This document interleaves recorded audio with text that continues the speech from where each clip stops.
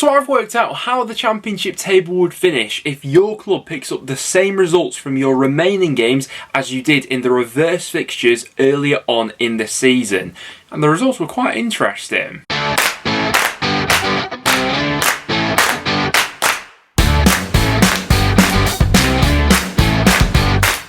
Guys, welcome back to another video on the channel. We are all about predictions on this channel, and I think I've come up with an interesting concept for today's video. Now, we've only got a few more months left of championship football, but there's still absolutely everything to play for at both the top and bottom of the championship. So what I've gone ahead and done is I've gone through all the remaining matches that every championship club has from now until the end of the season, and I've worked out how the championship table would finish if the results and outcomes of those matches was exactly the same as it was in the reverse fixture earlier on in the season. And in the rare occasions that your club hasn't played another club yet, I've awarded both games as a draw, ending as a 1-1. So if you do go on to enjoy, make sure to leave a like, and without any further ado, let's jump into this one. So coming in at the foot of the table, probably quite unsurprisingly so, we do have Peterborough coming in with a measly 30 points and a goal difference of -59. I think as we saw at the weekend with their loss against Hull, it shows just the magnitude of the job that Grant McCann now has on his hands to at least make Peterborough competitive from now until the end of the season, never mind avoiding the drop and survival. I think that Grant McCann was probably brought in terms of a long-term vision, in terms of setting them up for next season, probably in League One, but yeah, it's going to be a pretty tough season for Peterborough here on in, I think. 23rd in the league and also picking up just 30 points, we then have Barnsley. Now obviously in the Championship at the moment, Barnsley are having a little bit of a resurgence and are showing some signs of life that obviously this won't take into consideration. It's just a mathematical formula, I suppose, of all the results that Barnsley had picked up previously against the sides that they've still got to play. They do have a bit of a more respectable goal difference of -34, but according to this are also going down. And as that final relegation spot, we then have Derby County finishing on 33 points with a goal difference of -6. Now, if I was to go ahead and disregard the -21 point deduction, according to this calculation, Derby would have finished 17th in the championship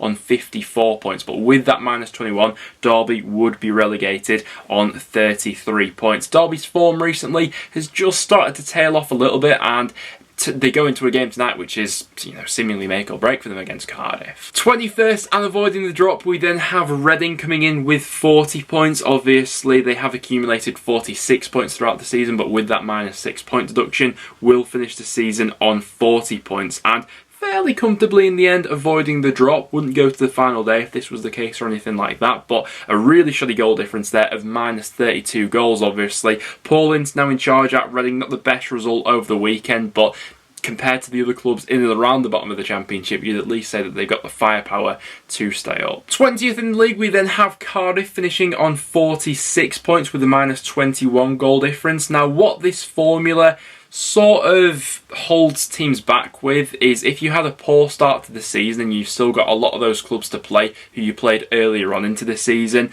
it's going to predict you to have a pretty poor ending, as of course you're going to go ahead and match those results from earlier on. There's been an obvious upturn in form since Morrison has come in there, and all things point towards another season in the Championship next year. 19th place, we then have Birmingham coming in with 51 points. Now, while Birmingham aren't really in all too much danger of going down at the moment, they've got a pretty comfortable gap at this point between themselves and the bottom three. It's still been really quite a uninspiring and inconsistent season, and the finish of around about 19th place wouldn't really go far to inspire the Birmingham fans, who are fairly upset about everything going on at the club at the moment, and rightly so. 18th place and also finishing on 51 points, we then have Hull City coming in with a bit of a better goal difference of -9. And for their first season back in the Championship, I think that at the start of the season, if you would have offered Hull fans an 18th placed finish, I think that most of them would have definitely taken that. 17th in the league, we have one of the most inconsistent Championship sides at the moment, Bristol City, coming in with 54 points, but with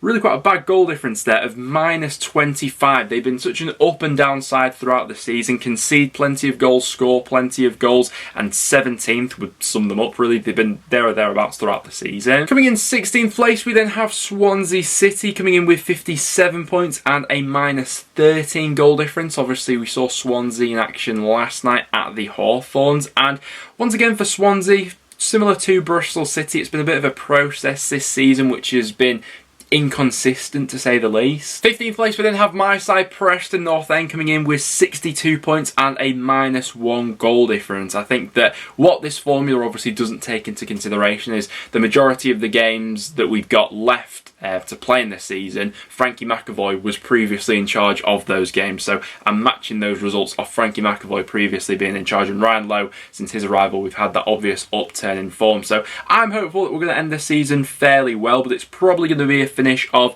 around about 15th to maybe 10th or something like that, in that sort of mid to maybe upper mid-table part of the table for us. And just sneaking it above Preston North End, we then have Blackpool, which has really irritated me, particularly because this has got them projected to finish on exactly the same amount of points with exactly the same goal difference, and the only reason Blackpool have pipped Preston to 14th place is the fact that they would have scored one more goals than us if they were to match their results for the rest of the season and we were to go ahead and do the same. But I'm sure every Blackpool fan would have absolutely snatched their hands off for a 14th placed finish at the start of the season, and I mean, with the way they're going at the moment, you wouldn't even rule out a top half finish for them. 13th place we then have Stoke City coming in with 62 points and a +6 goal difference. I think that if you would have said to Stoke fans at the start of the season that you were going to have another bottom half finish, that wouldn't have really gone down very well. And this season has pretty much been an identical mirror to last season for Stoke, really. Promising start, playing some nice football, injuries come at the wrong time, and then that inconsistent streak kicks in. 12th place we then have West Brom coming in with 65 points and a goal difference of +6. I think that if you were to predict West Brom finishing 12th at the start of the season with the squad they had coming into this season, with Valérien Ismaël being there in charge, that would have raised quite a few eyebrows, but they've been so average recently. The points per game that they've been picking up over the last sort of 10 or so matches has been so mediocre that this is the reality now for West Brom. Coming in 11th place, we then have Millwall coming in with 66 points. I think that what we mentioned on the Championship roundup yesterday has been pretty obvious for Millwall recently, whereby the upturn in form has been absolutely night and day with Jed Wallace in the squad compared to without Jed Wallace in the squad. Millwall, we always expect them to be defensively quite solid and rigid to a point, but having that bit of ingenuity in the final third is where Jed Wallace comes in and makes all the difference. Coming in 10th place, we then have Coventry coming in with 69 points. Obviously, Coventry had that absolutely flying start to this season, then a little bit of inconsistency started to seep in. You know, Gyökeres and his goal started to dry up a little bit, but they have started to ever so slightly pick things up, and at the moment aren't a million miles away from the top six. They're certainly one of the clubs where the top six is still in reaching distance of them with the amount of games they've played and the points that they've already got on the board. But this has them projected to finish 10th on 69 points, which would be a really good season for Coventry. 9th place we then have Nottingham Forest coming in with 71 points and a goal difference of +16. Now obviously what we need to, take into consideration here with Forest is a lot of the games that they'll have to play of the season, Chris Hughton probably would have been in charge for, so we're taking results from Chris Hughton and matching them for Steve Cooper, and obviously Nottingham Forest have probably had the biggest revival of the season compared to where they were under Hughton compared to where they are now under Cooper. Forest have got every chance of finishing in the top six, and this point onwards of predicting the table is really tough. Another managerial change that we saw this season was for Middlesbrough, and since Chris Wilder has come in, there's been an obvious upturn in form for them, but this has them projected to just miss out on the top six as well, finishing on 73 points with a +10 goal difference. Middlesbrough just miss out on the top six. Obviously, they rolled the dice a little bit, Middlesbrough, in terms of their January additions to go ahead and give them every chance of finishing in the top six, but there are some good teams in there at the moment. And this is where things could get a little bit controversial, because finishing in 7th place, we then have Huddersfield, who are projected to finish on 75 points with a +10 goal difference. Obviously, Huddersfield at the moment are very much the form team in the Championship. Their unbeaten run has been absolutely staggering, and even when they've had tough matches during that unbeaten run that, you know, plenty of us thought that, okay, this is probably where the run ends for Huddersfield, they just pull a result out of the bag. We mentioned it on yesterday's video, but tactically, Carlos Corberán's been really quite flexible, particularly in the away matches that they've had so far, but this has them to just miss out, and maybe, you know, an argument could be made, you know, maybe have Huddersfield peak too early or something like that. You know, is this unbeaten run going to be followed by a succession of losses, which we've seen with pretty much every other team, maybe apart from Fulham, in and around the top of the Championship? Time will tell on this one, but man, I mean, it would take a brave man to predict Huddersfield outside of the top 6 at the moment. And this is where things get even crazier, because coming in 6th place and pipping Huddersfield by goals scored, we then have QPR, who are also projected to finish on 75 points if they match their results for the rest of the season, and also finish with a plus 10 goal difference, which is absolutely baffling. QPR make it into the top 6 by way of scoring more goals than Huddersfield, and I mean, that would be some season to say the least. And what makes this even crazier is coming in 5th place, also with 75 points, we then have Sheffield United. Now, this part of the Championship,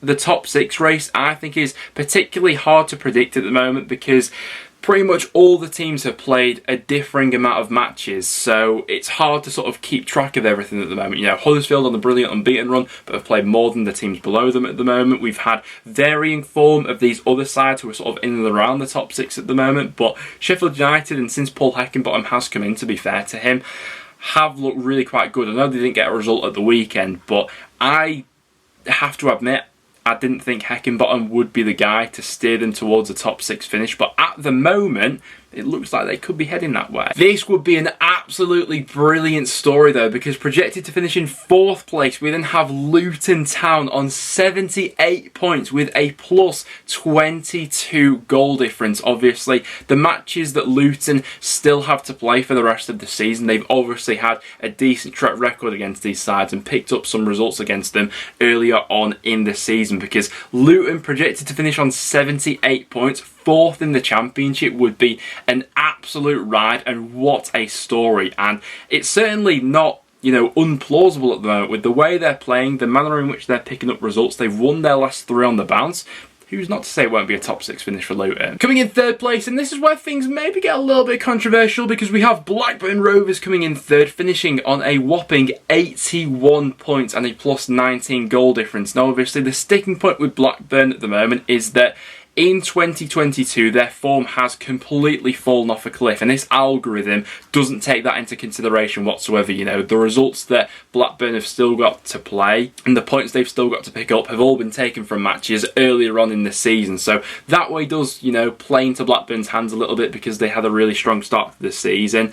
Goals have been their real issue lately, and who knows, maybe when Ben Brereton Diaz is back in that side, maybe even Bradley Dack, who I'm not sure how far away he is, we'll see Blackburn have a bit of an upturn in form. To be fair to Blackburn, their fixture list has been really difficult recently. Up at the weekend they've got Fulham, but after that Fulham game, things do start to ease up a little bit for Blackburn, so we could see them maybe put together a little bit of a run. Pipping them into 2nd place, we do have Bournemouth though, coming in with 84 points and a goal difference of plus 32. I think that at this point in time, I am of the opinion really that it is looking like a bit of a 2-horse race for those automatic spots. I'm not sure that anyone below Bournemouth at the moment quite has the consistency to properly match them. Obviously, Huddersfield will probably be the best example of that, but they played more matches than Bournemouth have at this point. Bournemouth, not necessarily playing the most fluid football, but they're getting results, they're scoring late goals, they're having moments, and